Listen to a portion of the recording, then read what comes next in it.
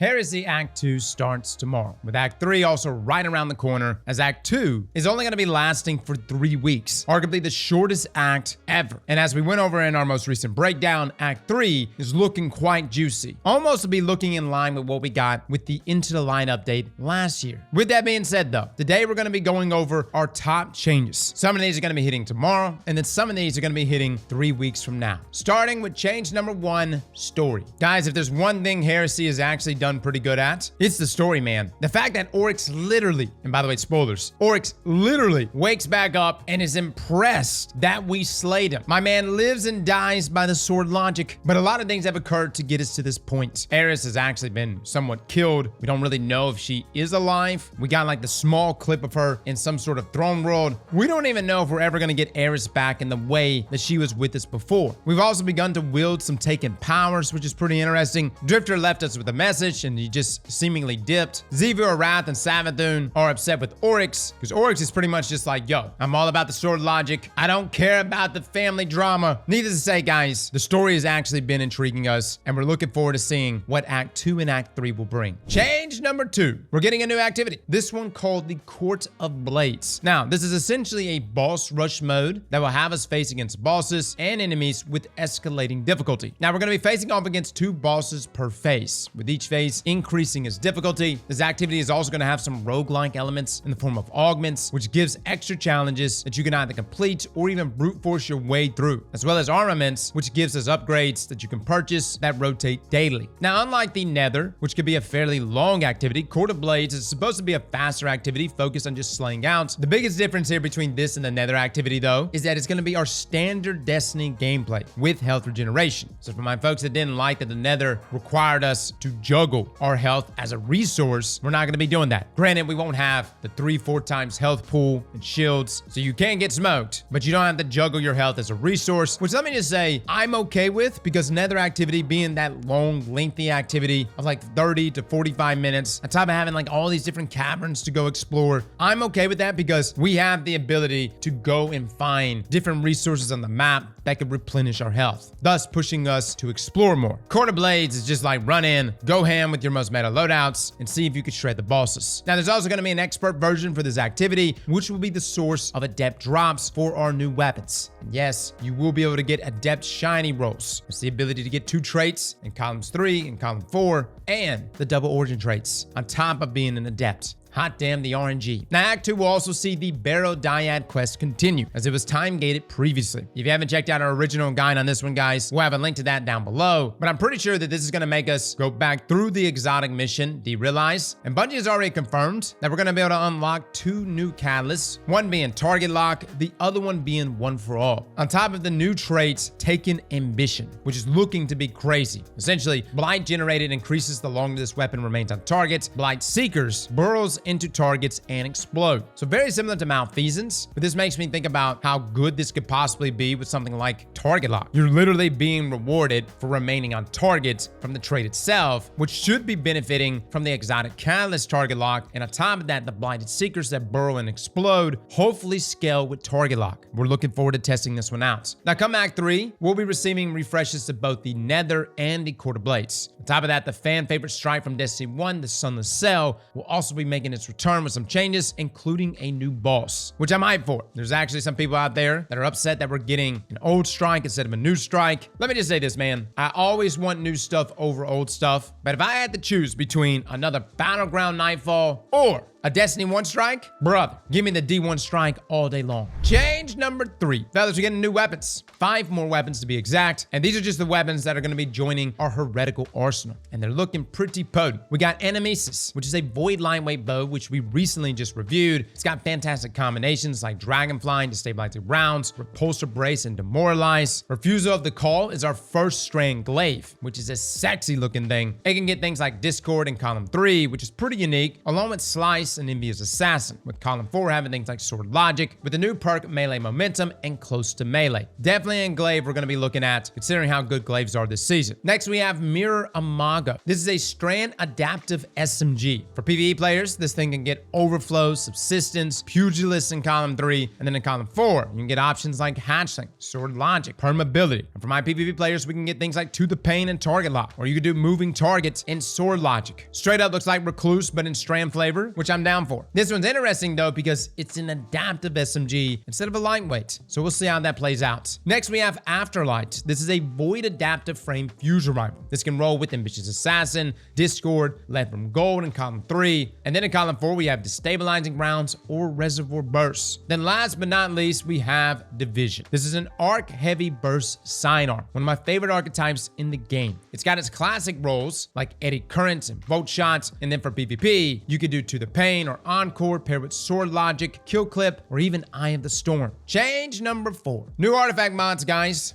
These are looking pretty juice. This time around, there's going to be a huge focus on trace rifles. Column 1 will feature overload trace rifles to stun overload champions. You can also exhaust targets, which actually synergizes with a number of our other artifact mods. In column 2, we have Beam Medic, where rapid trace rifle final blows heals you and nearby allies. Powerful commands increase that amount. We'll be testing this one out. I'm under the assumption that the healing won't be that potent, but hey, maybe it is. Column 3, we have Elemental Siphon. Rapid final blows with a kinetic weapon or a weapon matching your equipped super creates an elemental pickup that matches your equipped super. This artifact mod also comes with a boost, which reads that elemental pickups grant matching super energy when they are collected. Moving over to column 4, we have Harsh Refraction. Trace rifles do more damage to targets afflicted by elemental debuffs matching their elemental type. And then finally, in column 5, we have Limit Break. Casting a super while you are critically wounded or have an elemental buff matching your super element grants a period of increased super damage. A nice artifact mod here, guys, especially in a world where our roaming supers are coming back so fast. Look, man, have you used base Fist of Havoc inside of Grandmaster Nightfalls?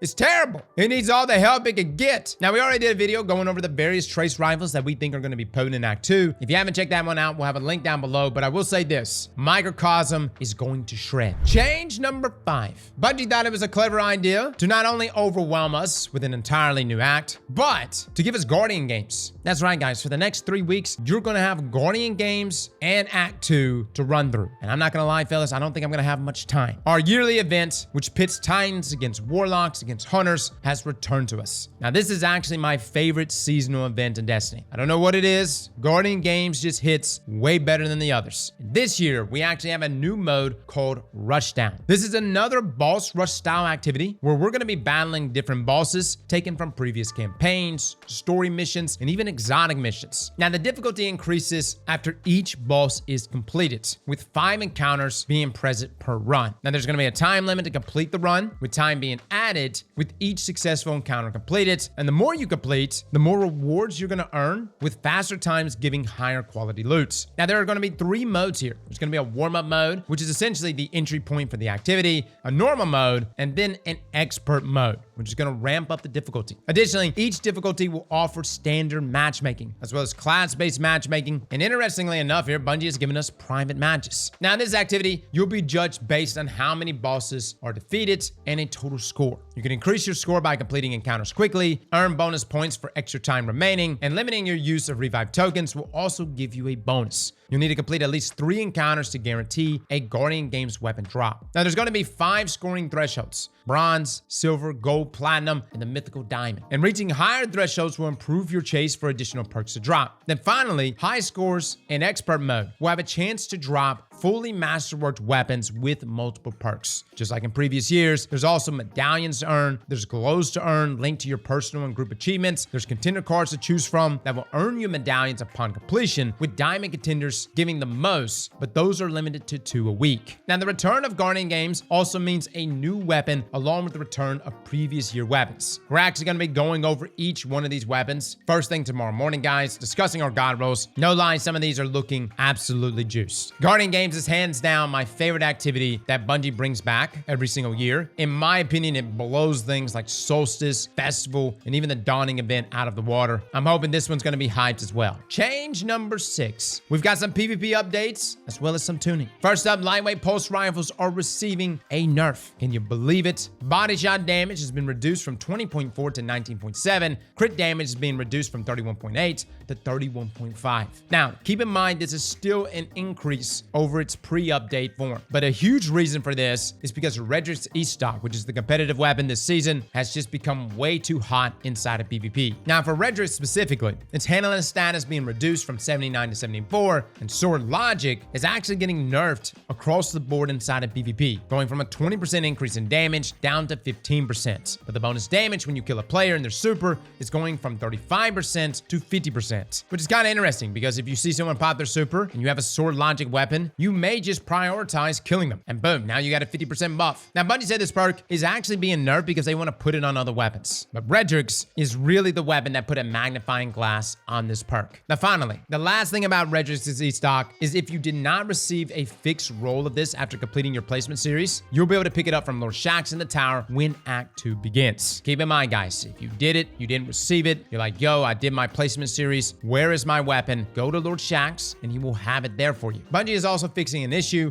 where players were unable to focus previous comp rewards from Shaxx after playing 3 comp matches each week. Now, the PvP changes, the new Void Hunter aspect on the Prowl, as well as the smoke ability in general. We're seeing some tunings in PvP for Act 2. The smoke debuff will no longer reduce player movement speed or jump height. It also no longer reduces player weapon handling and no longer suppresses player movement abilities. As for on the Prowl, hunted players no longer have pink glows in first-person perspective, and they've reduced the glow intensity on hunted players in third person. Now, lastly for PvP, Bungie's new solo versus fireteam loss forgiveness mechanic is being introduced in both trials and competitive. Starting in Act 2, duos will be able to match trios right off the bat, allowing duos to play in 3v3 playlists without making it feel like they got an advantage for avoiding trios. Now, in the past, Bungie didn't enable this because it would be a bad experience for the solo player that essentially got put in with the duo team. Essentially, though, this will now offer loss forgiveness. And this is loss forgiveness in both trials and comp. So I'm not going to say that playing as a solo player will be better for you because getting 10 losses in a row still sucks. But if it's 10 losses against bigger teams, at least it's forgiven. I don't know, guys. We'll see how this plays out. I hope it's going to be good. It sounds really good, but we'll just have to see how this goes. Change number 7, Rite of the Nine.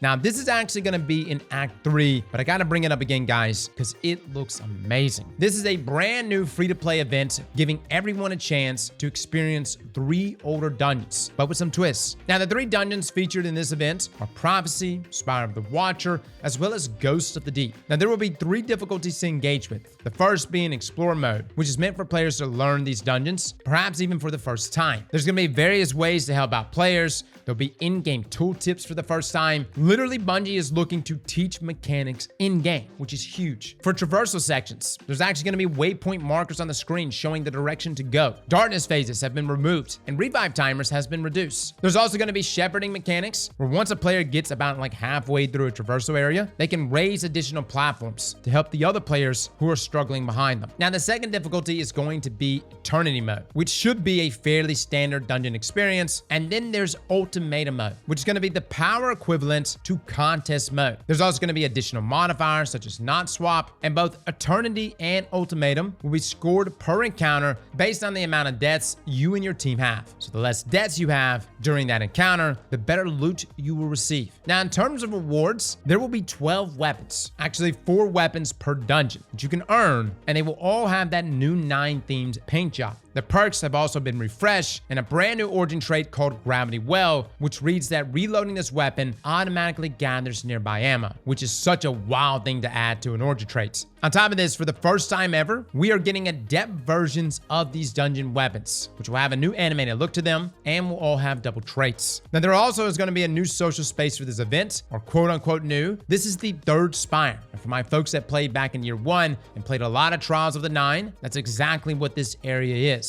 The Emissary will be the vendor that's going to be offering these quests on top of bounties and rewards, and it's in this location that we're going to be able to attune to specific weapons during the event, very similar to what we did did last year with Into the Lights when we used to be able to go and focus for the Brave Arsenal. Now, change number 8. We're getting a heavy metal PvP mode. This is the last one we wanted to touch on. No, it's not coming in Act 2, but for my folks that just want to jump inside of PvP and have fun, well, guys, here it is. Briggs versus tanks. That's right. You're going to actually be able to control these vehicles. I love that Bungie's actually bringing us something like this. No, it's not anything we asked for, but it is something that I think folks are going to have a lot of fun with. And who knows, maybe this could lead to the return of combined arms in the future. Well, guys, those are your big 8 changes that are going to be coming across Act 2 going into Act 3. And who knows, maybe we even get more revealed to us on what's coming in Act 3. Let me know in the comments below what you think. We'll have guides on both Guardian games, as well as Court of Blades and barrow-dyads, new traits, and exotic catalysts. So be looking out for those. Fellas and ladies, thank you all for coming and watching. And as always, slap that like button like your mama told you right.